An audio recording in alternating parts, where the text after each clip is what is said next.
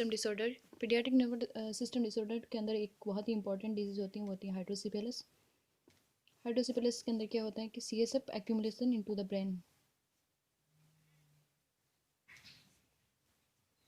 Brain के अंदर होता है, वो CSF का एक्यूमुलेशन स्टार्ट होता है। CSF का एक्यूमुलेशन दो तरह से क्यों हो सकता है, उसके दो कारण होते हैं कि या तो उसका एब्जॉर्प्शन कम हो गया हो या फिर प्रोडक्शन ज़्यादा हो रहा हो,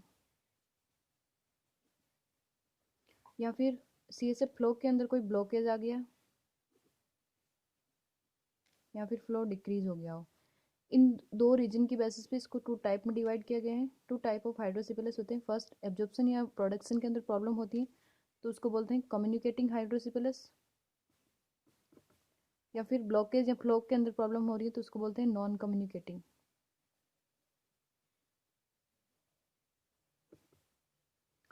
फर्स्ट, अब CSF के प्रॉब्लम, CSF के एब्जॉर्प्शन और प्रोडक्शन में प्रॉब्लम हो रही है तो हम CSF की बात कर लेते हैं पहले। CSF का प्रोडक्शन कहाँ से होता है? प्रोडक्शन जो होता है वो होता है कोरोइड प्लेक्सस से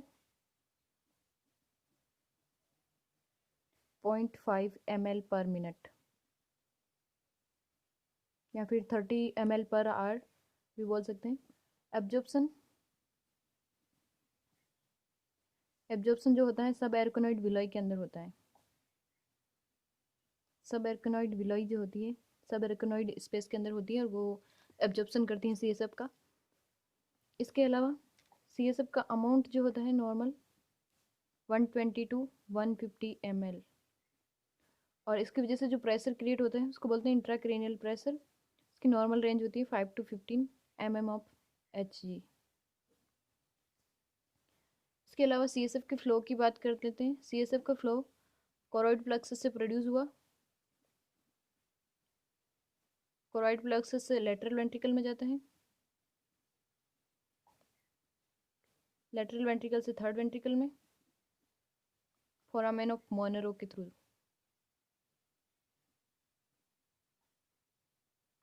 थर्ड से फोर्थ वेंट्रिकल के अंदर जाता है। यहाँ पे होता है सेरिब्रल एक्वीडक्ट, उसके थ्रू। फोर्थ वेंट्रिकल से यहाँ पे 3 ओपनिंग होती है, उसमें जाता है। फर्स्ट वन जैसे कि सेंट्रल कैनाल के थ्रू स्पाइनल कॉर्ड में जाते हैं। यहाँ पे होता है फोरामेन ऑफ मैग्नम। सेकेंड होता है मीडियल अपर्चर। मीडियल अपर्चर में यहाँ होता है foramen of Magendie. Last one lateral aperture.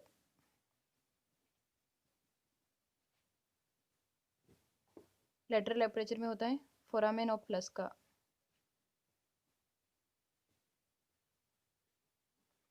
ये दोनों मीडियल और लेटरल अपर्चर से मिलके जाता है सब एरकोनॉइड स्पेस के अंदर, और यहाँ से स्पाइनल कॉर्ड के अंदर फिर सर्कुलेशन के अंदर चला जाता है।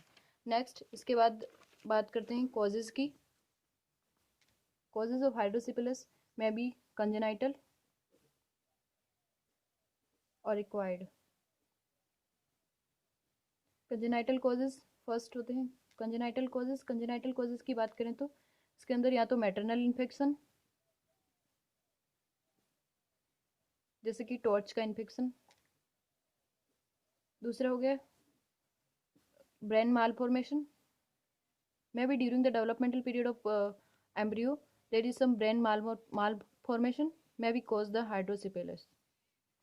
ब्रेन मालफॉर्मेशन के अंदर बात करें तो जैसे कि Arnold Chiari syndrome,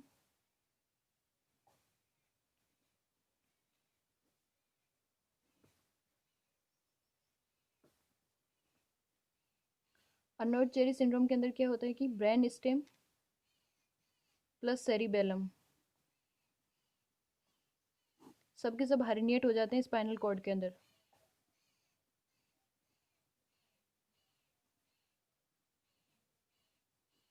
foramen of मिगेंडी magnum के थ्रू स्पाइनल कॉर्ड के अंदर हर्निएट हो जाते हैं, उसको बोलते हैं अर्नोइड Chiari syndrome. Arnold Chiari syndrome, इसके अलावा होता है Dandy Walker syndrome.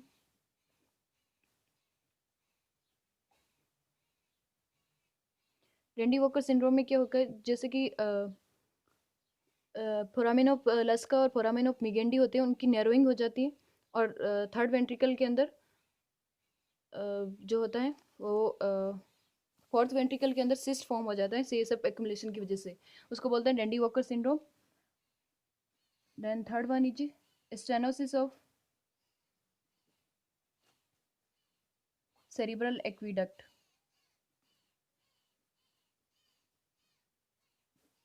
Cerebral aqueduct जो कि थर्ड और फोर्थ वेंट्रिकल के बीच का कनेक्शन था, उसमें नैरोइंग हो गई या फिर नैरो, स्टेनोसिस का मतलब नैरोइंग हो जाती है, तो उसकी वजह से भी सीएसएफ एक्यूमुलेशन होता है।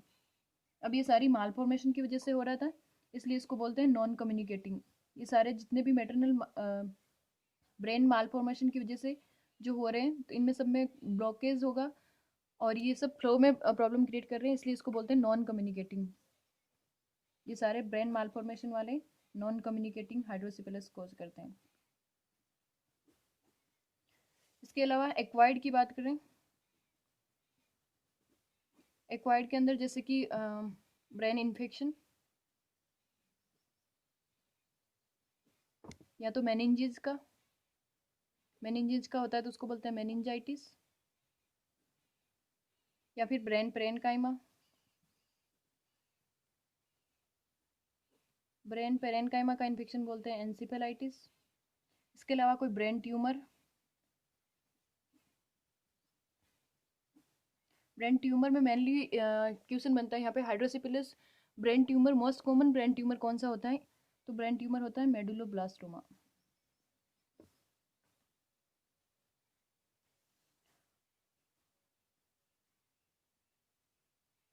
ब्रेन ट्यूमर हो गए,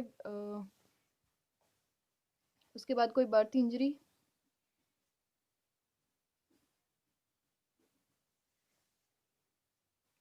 उसके बाद हम बात कर लेते हैं फिजिकल एग्जामिनेशन हम कैसे करेंगे अगर हाइड्रोसिफिलिस का कोई पीडियाट्रिक पेशेंट हमारे पास आता है। तो फर्स्ट हम देखते हैं कि हेड सर्कमफ्रेंस जो होता है, अगर मोर देन 35 सेंटीमीटर है, मीन्स कि अगर लेस देन 30 सेंटीमीटर होता है तो उसको बोलते हैं माइक्रोसिपेली, और मोर देन 30 होता है तो उसको बोलते हैं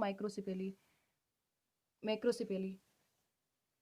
अब हेड सर्कमफ्रेंस अगर मोर देन 35 सेंटीमीटर और हेड सर्कमफ्रेंस है जो वो इंक्रीज होता है अगर 15 डेज के अंदर अंदर हेड सर्कमफ्रेंस 1 सेंटीमीटर इंक्रीज हो जाता है, तो ये इंडिकेट करता है हाइड्रोसिफिलिस की कंडीशन को।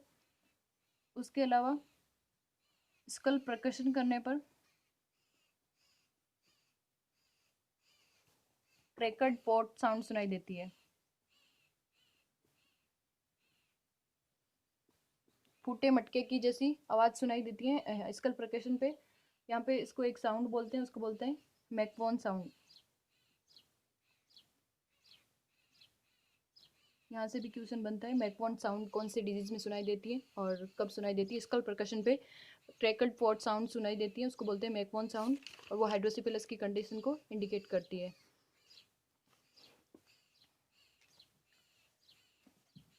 इसके अलावा जो कंडीशंस हमें देखने को मिलती हैं जैसे कि sunset eyes, bulging फोंटेनल्स,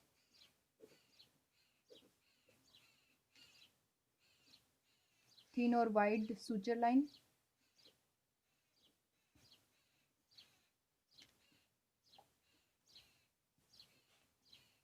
main conditions physical examination के अंदर जो ऑब्जर्व करनी है वो मैंने बता दी। इसके बाद मैनेजमेंट की बात करें,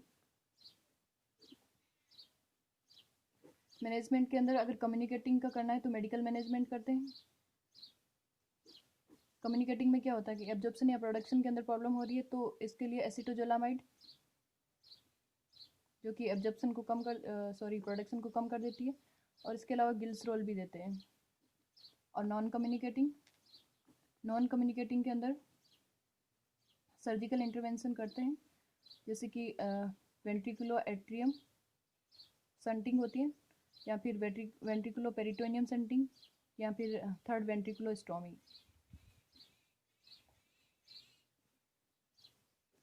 वेंट्रिकुलो एट्रियम में क्या होता है कि लेटरल वेंट्रिकल और राइट एट्रियम ऑफ हार्ट के बीच में कनेक्शन या संटिंग बना देते हैं, उसके थ्रू सीएसएफ का लीकेज होता है और सीएसएफ का एक्यूमुलेशन होता है वो कम कर दिया जाता है। या फिर वेंट्रिकुलो पेरिटोनियम में पेरिटोनियम कैविटी के अंदर सीएसएफ को लीकेज किया जाता है, या फिर थर्ड वेंट्रिकुलो स्टोमी में क्या होता है कि at the skull third ventricle के अंदर एक हॉल बनाए जाते हैं, थर्ड वेंट्रिकुलो स्टोमी। इसके अलावा नर्सिंग मैनेजमेंट की बात करें, नर्सिंग मैनेजमेंट में मेनली पोस्ट ऑप में देखें, पोस्ट ऑप में हमें विदाउट या फिर नॉन ऑपरेटेड साइड होती है उसकी तरफ पोजीशन देनी होती है। अगर आईसीपी इंक्रीज है तो एलिवेटेड रखना है हेड ऑफ बेड को 15 to 30 डिग्री, और आईसीपी अगर नॉर्मल है तो फ्लैट पोजीशन में रखना है। इसके अलावा कॉम्प्लिकेशन होती हैं विजन लॉस, क्योंकि थर्ड वेंट्रिकल के आसपास ऑप्टिक नर्व होती है, वो कंप्रेस होने की वजह से कॉम्प्लिकेशन होती है, विजन लॉस। Thank you.